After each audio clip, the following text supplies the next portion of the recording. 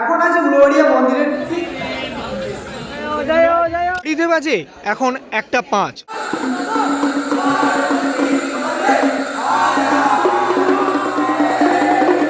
মন্ডলবাবু অফিসিয়ালে আরও একটি নতুন ভিডিওতে তোমাদের স্বাগত।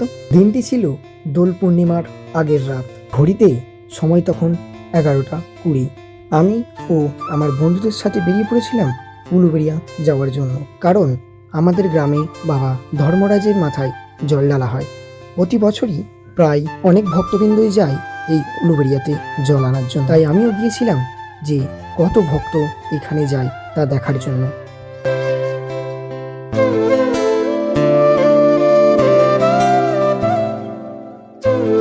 সত্যি বলতে না গেলে আমি কোনোদিনই জানতাম না যে এত বাবার ভক্ত আছে, আর কারা কারা এই উলুবেড়িয়া থেকে জল নিয়ে বাবার মাথায় ঢেলেছেন জানিও কমেন্টে। এখন আছে উলুবেড়িয়া মন্দিরের ঠিক যেখানে রাস্তা হয়, তোমরা দেখতেই পাচ্ছ যেখানে। আর এখানেই চলছে আমাদের বাঘের প্রস্তুতি, মানে বাঘ বাঁধা। তোমাদেরকে একটু দেখাই দেখো। আর এটাই হলো উলুবেড়িয়ার মা আনন্দময়ীর মন্দির। ঘড়িতে সময় তখন 1:30।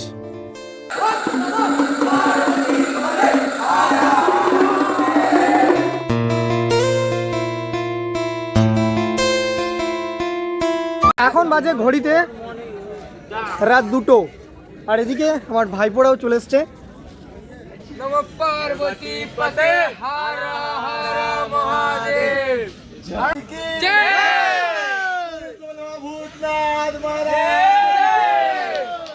একটা সত্যি কথা বলি তোমাদের, আমি শুধুমাত্র গিয়েছিলাম ভিডিও করতে আর একটু ঘুরতে। তারপর আমার কিছু ভাই ছিল যারা বলছে যে তুমি তো এসছো আমাদের সাথে, যাবেও আমাদের সাথে হেঁটে খালি পায়ে। আর সত্যি আমি থেকে গেলাম।